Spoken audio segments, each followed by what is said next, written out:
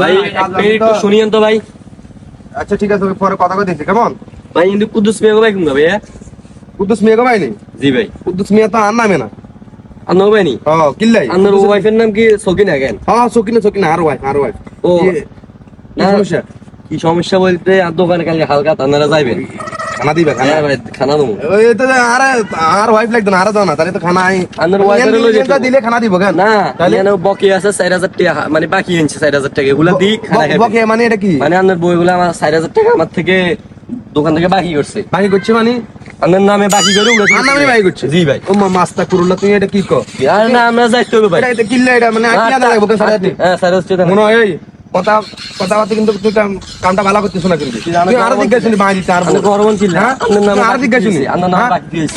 হালা করে গেল যা কিন্তু যা আমি কিসে যা তুই তোর কাছে তো দিয়ে লাগ আই গনি বিতে না যা। আই তুমি স্যার খানা টানা দিব ভাই বাকি দিলাকে এক বিপদে না হইছি। ব্যবসা সারিতে বুঝা গেছে।